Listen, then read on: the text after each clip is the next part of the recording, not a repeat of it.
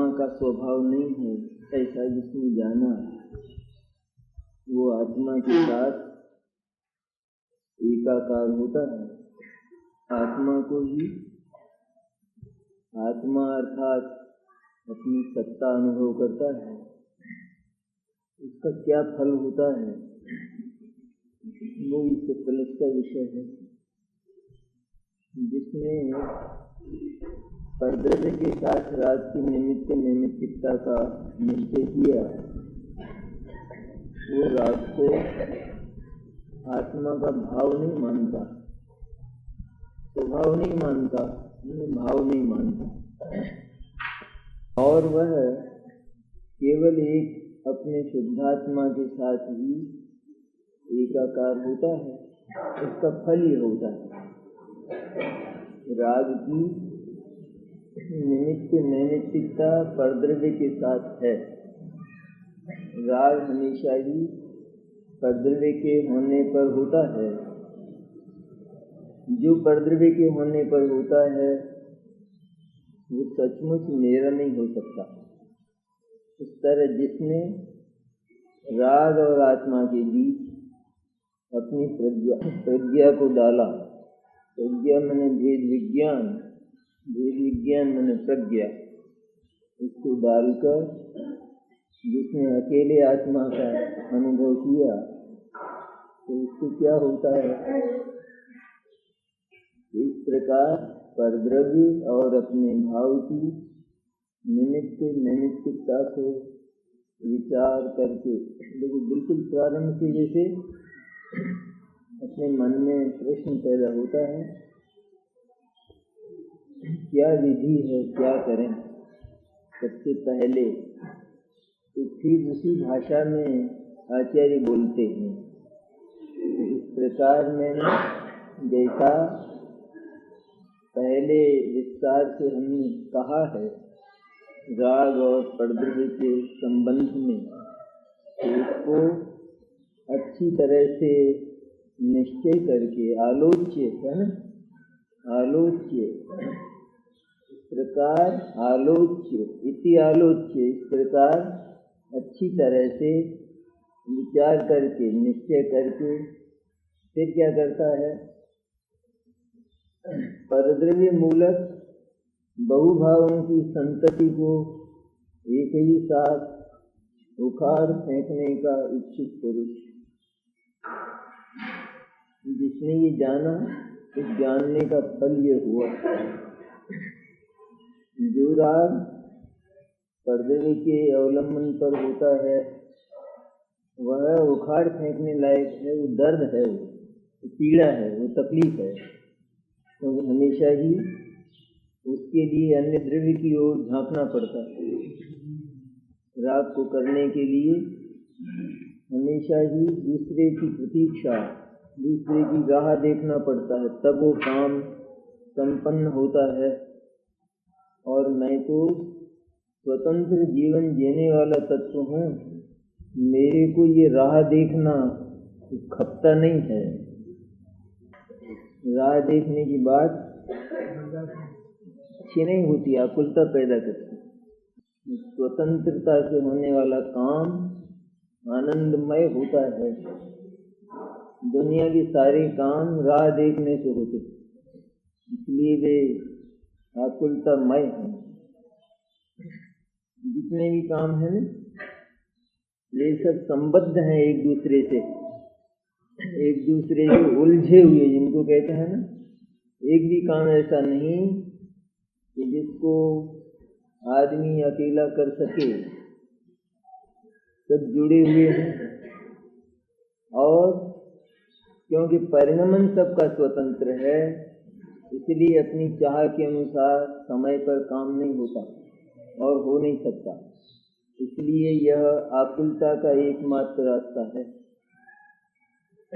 ऐसा जिसने जाना परद्रव्य और आत्मा के पुण्य और पाप भाव, इनकी नैमित्तिकता को जिसने जाना, उसका मन अब यह बना ये राग, ये पाप और पुण्य समूल उखाड़ फेंकने लायक है जड़ से। खाली पत्ते पत्ते नहीं, ऊपर ऊपर से। परद्रव्य मूलक बहुभावों की संतति को एक ही साथ उखाड़ फेंकने का इच्छित पुरुष राग के स्वरूप को जानकर राग को उखाड़ फेंकने की अभिलाषा जागना चाहिए। राग कैसा भी हो, इसमें अगर भीतर से तृप्ति लगे तो वो जीव पात्र नहीं है, ये निशानी। कैसा ही राग हो, इसमें भीतर से तृप्ति लगती है, उसका मोक्ष मार्ग के साथ कोई कारणकारी भाव, साधन साध्य भाव लगता है। ये नहीं होगा तो क्या करूँगा, जिसको ऐसा लगता है उसको राग अर्थात पुण्य आत्मा का टुकड़ा लगता है। वो पुण्य का क्षय नहीं कर सकेगा, उसका पुरुषार्थ, उसके ज्ञान का शस्त्र पुण्य पर चलेगा नहीं। चल सकता है क्योंकि वो तो अपने कलेजे का टुकड़ा मानन, उसको कैसे चलेगा शस्त्र। ये भीतर से अंतर प्रीति जिसको पाप और पुण्य के प्रति है, पुण्य के प्रति जिसको अंतर प्रीति है, उसको पाप के प्रति भी वर्तमान में ही अंतर प्रीति पड़ी है, भले ही वर्तमान में पाप भाव नहीं तो भी। और वर्तमान में जिसको पाप के प्रति प्रीति है, उसे पुण्य के प्रति प्रीति पड़ी है। ये दोनों प्रीति युगपत रहती है, पाप और पुण्य क्रम से आते। उन बहुभावों की संतति को एक ही साथ उखाड़ फेंकने का इच्छुक पुरुष जितने भी भाव हैं पाप और पुण्य के, उन सबको एक ही साथ उखाड़ फेंकने का इच्छुक। यद्यपि एक साथ नहीं उखड़ते हैं तो भी इसकी इच्छा एक साथ उखाड़ फेंकने की है। मैंने भीतर से आतुरता इतनी है कि अभी मोक्ष जाऊं, एक क्षण भी मैं यहाँ रहना, एक क्षण भी मैं इन भावों के बीच में अपना जीवन नहीं बिताना चाहता, ऐसी जिसकी इच्छा है। और बहुभावों की संतति को एक ही साथ लिखा ना, इसका अर्थ क्या हुआ? एक भी भाव इसने बचा कर नहीं रखा है। वो तो मोक्ष मार्ग में माया नाम का शल्य है कि जो किसी भाव को, आत्मा से विपरीत भाव को भीतर छिपा कर रख ले। और तो सब छोड़ता हूँ मैं, और तो मेरे को जरूरत भी नहीं है, लेकिन इसके बिना काम चलने वाला नहीं है। ऐसा जिसने छल किया है तो वो शल्य उसको सम्यक दर्शन भी नहीं होने देता ना। जरा सा भी रह जाए, थोड़ा भी बचा कर रख ले, किसी पुण्य भाव को सम्यक दर्शन नजदीक नहीं आएगा बिल्कुल। सबसे पहले सारे ही भावों के साथ ममत्व तोड़ दे। एक भी मेरे को चलने वाला, खपने वाला, एक भी मेरा भक्ष्य नहीं है।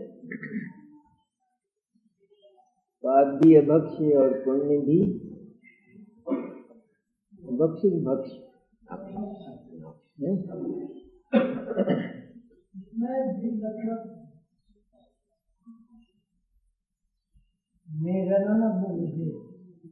आलू आलू, पाप तो आलू, और पुण्य क्या है? आलू की चिप्स। क्या खाना दोनों में? चिप्स खाना, चिप्स, आलू की चिप्स नहीं खाना। आलू की चिप्स में जीव है क्या? आलू की चिप्स है ना, सूखी हुई, जीव है क्या? जीव है कि नहीं? नहीं है। खाना नहीं खाना? नहीं खाना। क्यों?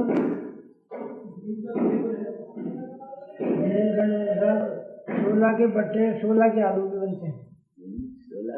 16 के बट्टे 16 के आलू। तो बस ये भेद है इनमें दोनों में। अब तुमको कौन सा पसंद है ये बोलो। एक तो गीला आलू और एक आलू की चिप सूखी, कौन सा खाना? कोई सा नहीं है।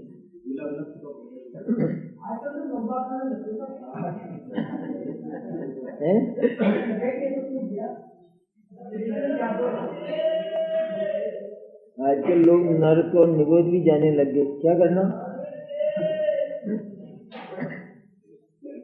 जाना और क्या करना, सारी चीजें करना।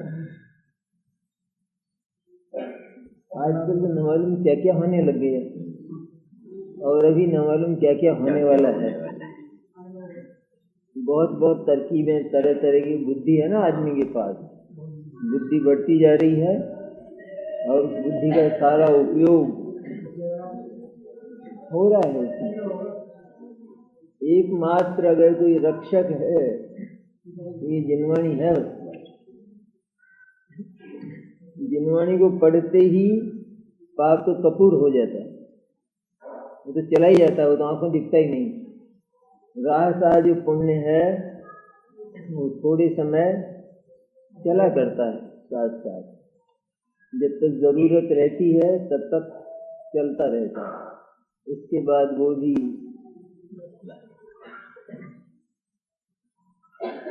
जाता है प्रणाम करके, पुण्य भी। लेकिन जिसने इस बात को जाना, खाना तो मिले, बहुत स्वादिष्ट भी मिले, लेकिन बहुत राह देखने के बाद मिले, तो वो खाना और उस खाने के मिलने पर होने वाली तृप्ति और आनंद, इतने दोनों हराम हैं, हमको नहीं चाहिए। हम तो सूखी खा लेंगे लेकिन हाथ से बना के खाएंगे। ये बहुत राह देखने पर मिले और स्वाद तो आता है ना, स्वाद आवे नहीं, आनंद भीतर खाना खाने पर, तो वो आनंद भी लानत है, धिक्कार है, हमको नहीं चाहिए और वो वस्तु भी नहीं चाहिए। इसी तरह जिसने निश्चय किया परद्रव्य के होने पर होने वाले भाव हराम है आत्मा के लिए, लानत है, ये पाप और पुण्य आत्मा इनका बना हुआ नहीं है। आत्मा के भीतर एक भी शक्ति, एक भी धर्म नहीं ऐसा, एक भी गुण नहीं आत्मा में ऐसा कि जिसमें से पाप और पुण्य के अंकुर फूटे, ऐसी एक भी शक्ति नहीं आत्मा में। तो समस्त परद्रव्य को बलपूर्वक भिन्न करके ये पहला काम जिसने ये निश्चय किया और जाना, बलपूर्वक लिखा है, अमृतचंद्र के वचन है ना, ये क्या लिखा है? बलपूर्वक। यूं मुंह मत कर लेना आसमान की जब टपक जाए सम्यक दर्शन को ऊपर से, ऐसे नहीं होगा। तो समस्त परद्रव्य को बलपूर्वक, समस्त परद्रव्य हैं अपने पास, अपने पास हैं? कभी हुए हैं किसी के पास? कोई तीर्थंकर, चक्रवर्ती, इंद्र किसी के पास हुए हैं सारे परद्रव्य? तो कैसे धक्का देता होगा सब बलपूर्वक? क्या करता होगा? कैसे भिन्न करता होगा? एक क्षण में बस, मेरा नहीं है, बस हो गया। तो ऐसे किया जाता ना भिन्न, या एक एक घर की चोरी करे फिर कहे अब नहीं करूंगा, तो मेरा नहीं है बस, ऐसा दृढ़ता से। और बलपूर्वक क्यों कहा? क्योंकि आत्मा की आदत बहुत खराब हुई है अनादिकाल से। जरा सा कोई पदार्थ आता है और ये फिसल जाता है, इसलिए उस फिसलन को, उस स्खलन को, उस द्रवण को रोकने के लिए ताकत चाहिए। पुरुषार्थ के बिना वह स्खलन समाप्त नहीं होता, वो शिथिलता, वो आदत पुरुषार्थ के बिना समाप्त। एक हो तो जीवन का प्रेम और एक और जीवन के विरुद्ध पदार्थों का प्रेम, दोनों में से एक ही हो सकता है। जब जब जीवन के विरुद्ध पदार्थ, स्वास्थ्य के विरुद्ध पदार्थ सामने आवे तो इसको बल लगाना पड़ेगा, क्योंकि एक बार तो फिसलन होगी ना थोड़ी, तो कहेगा नहीं नहीं नहीं खाना है, कहता नहीं खाऊंगा, तो ताकत लगानी पड़ेगी ना भीतर से परिणति में। इस तरह कि कितनी ही ताकत का प्रयोग करना पड़े, लेकिन यह काम कर लेना। पहले कहा था कि मरकर भी कर लेना, इसके लिए मरना पड़े तो वो मरना महंगा नहीं है, सस्ता है। यूँ मरना भी पड़े अगर तत्व के लिए तो वह बहुत सस्ता है, महंगा नहीं। राष्ट्र के लिए जो लोग प्राण समर्पित करते हैं उनको कहा जाता है कि प्राण राष्ट्र का है, तुम्हारा नहीं है, इसलिए बहुत आराम से दे देना। ये यहाँ कहते हैं परद्रव्य को आत्मा से भिन्न करने के लिए बल लगाना पड़ेगा, ताकत लगानी पड़ेगी। यह काम किसी कर्म के उदय में नहीं होता, लेकिन कर्म के उदय के साथ भी बलपूर्वक सामने खड़ा हो तो ये काम होता है। इसलिए बलपूर्वक शब्द का प्रयोग है, बलात् विवेच्य, ये लिखा है। बलपूर्वक भिन्न करके, पराक्रम से, शक्ति से भिन्न करके। पुरुषार्थ में इतनी ताकत होती है, इतनी भयंकर, इतनी प्रचंड ताकत पुरुषार्थ में होती है कि एक ओर जगत के अनंत पदार्थ और दूसरी ओर अकेला आत्म तत्व। यह उन अनंत पदार्थों में से अकेले आत्म पदार्थ को अपना समर्पण दे देता है। ऐसा है, स्वयंवर है, स्वयंवर। इस स्वयंवर में स्वयं का ही स्वयं को वरण होता है। उन स्वयंवरों में स्वयं के द्वारा दूसरे का वरण होता है, और इस स्वयंवर में अपना ही वरण है। और उन स्वयंवरों में भी बहुत राजा बैठे रहते हैं, लेकिन उसे जिसको चुनना होता है उसका निश्चय पहले हो जाता है, जिस किसी तरह होता हो पर हो जाता है।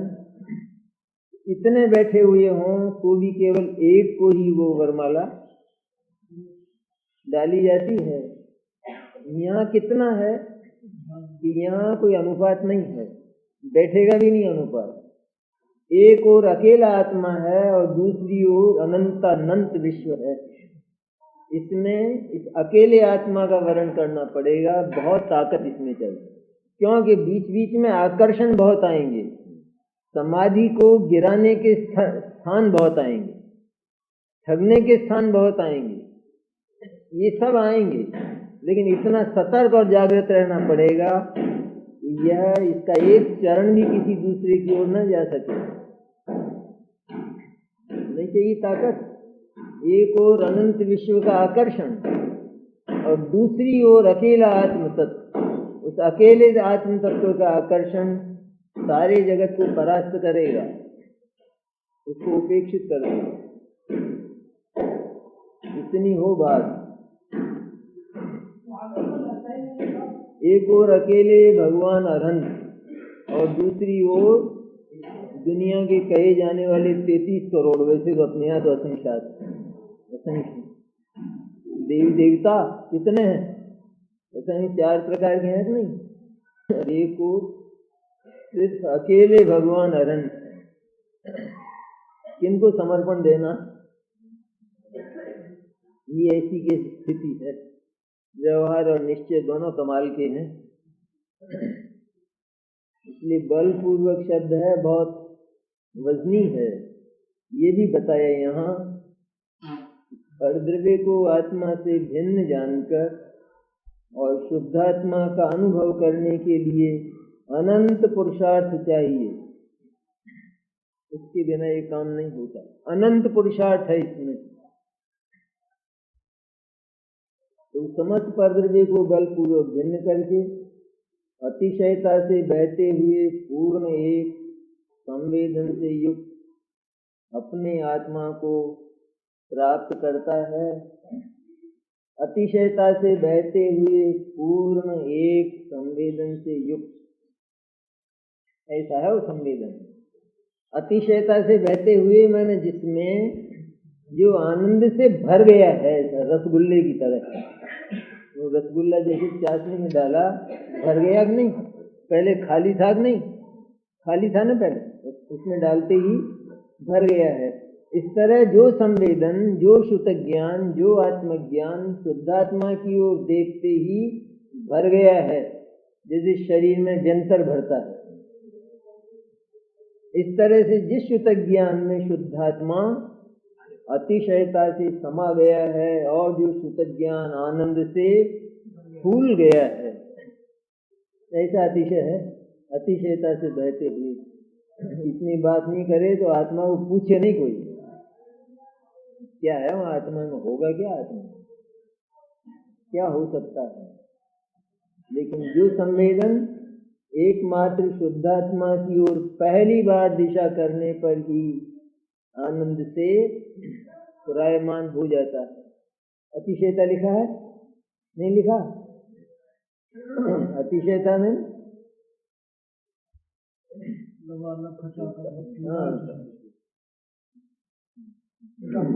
समा नहीं पावे जिसमें, उसका नाम एक्सेस जिसको कहते हैं ना, अतिशय। मैंने जिसमें आनंद समा नहीं पा रहा है, ऐसा अतिशयता से बहते हुए पूर्ण एक संवेदन, ऐसा संवेदन कि जिसमें एकमात्र पूर्णता की ही अनुभूति है। संवेदन एक पर्याय छोटी सी, एक समय की, वो भी शुद्ध ज्ञान की। शुद्ध ज्ञान केवल ज्ञान का बच्चा, जरा सा छोटा सा, अभी तो आज जैसे पैदा ही हुआ है ऐसा वो शुद्ध ज्ञान अनुभव करता है उस अपने आत्मा का पूर्ण अनुभव करता है, पूर्णता। पैदा हुआ बच्चा भी माँ का अनुभव करता है 50% करता हो, पूर्ण करता है नहीं पैदा हुआ बालक। इस तरह जो शुद्ध ज्ञान आज पैदा हुआ है, वो शुद्ध ज्ञान उस शुद्धात्मा को पूर्ण अनुभव करता। ऐसा अनुभव नहीं करता, अभी तो सम्यक दर्शन ही हुआ, चारित्र बहुत बाकी है, अभी तो काम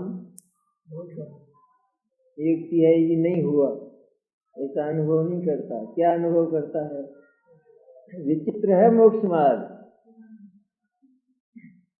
वैसे देखा जाए तो अभी कहाँ मोक्ष दशा है, शुद्ध दशा कहाँ है? इसको जितना है उतना ही अनुभव करना चाहिए कि कितना है। लेकिन आत्मा ये सम्यक दर्शन और सम्यक ज्ञान हुआ है, ये सम्यक दर्शन और सम्यक ज्ञान की पर्याय जितना आत्मा है, आत्मा तो उससे अधिक है। क्योंकि सम्यक दर्शन ज्ञान चारित्र की अपनी ताकत है कि वे जितना इनकी शक्ति है उतना अनुभव करते हैं। आत्मा में कसर है, द्रव्य में कसर नहीं होती है। इसलिए शुद्ध ज्ञान का बालक, शुद्ध ज्ञान का शिशु, सद्यजात जो आज पैदा हुआ है, वो आत्मा को पूर्ण अनुभव करता है और उसकी अनुभूति अतिशय होती है, समा नहीं पाता है जैसे आनंद। ऐसा प्रसन्नता होती है ना, प्रसन्नता प्रसन्नता जो होती है उसमें कसर होती है। किसी अपने अत्यंत प्रिय को देखते हैं तो एकदम फूले नहीं समाते हैं, ऐसा अतिशयता से बहते हुए पूर्ण एक संवेदन से युक्त अपने आत्मा को प्राप्त करता है। अपना आत्मा लिखा है नहीं कि किसी और का, ये अपने आत्मा में है इतना कमाल कि जिससे जिसने कर्म बंधन को मूल से ही उखाड़ फेंका है, ऐसा वो भगवान आत्मा अपने में ही छुरायमान होता है। जिसने कर्म बंधन को मूल से ही उखाड़ फेंका है कि जिसको कर्म का बंधन था ही नहीं, वो ही नहीं था, है ना? ये हो गया था। जिसने कर्म बंधन को मूल से ही उखाड़ फेंका है। मूल से नहीं उखाड़ा, कब उखाड़ फेंका? कभी था ही नहीं साथ में। कर्म का बंधन जिसको वास्तव में था ही नहीं, ऐसा वह भगवान आत्मा शुद्धात्मा, शुद्धात्म तत्व की जो साक्षात भगवान जैसा है, वो कर्म बंध से सदा ही दूर रहा, तो कर्म का बंध हुआ ही नहीं। ऐसा वो भगवान आत्मा, ऐसा वो आत्म द्रव्य अपने में ही छुरायमान होता है, छुरायमान होता है, डोलायमान, डोलता है। भंग पी के जैसे डोलता है ना, ये कम नहीं है। शुद्धात्मा का जो उन्माद है ये कम नहीं है, लेकिन इसमें बुद्धि नहीं खोती है, बुद्धि बिगड़ती नहीं है। इसमें बुद्धि सजग है, निर्मल। वहाँ बुद्धि खो जाती है, लेकिन सचमुच यह एक आनंद की खुमारी है। जिस आनंद की खुमारी में आत्मा निरंतर सुरायमान तन्मय रहता है, मस्त रहता है, जिसके मारे चूल्हा नहीं समाता है। इसकी महिमा आत्म तत्व की बताई।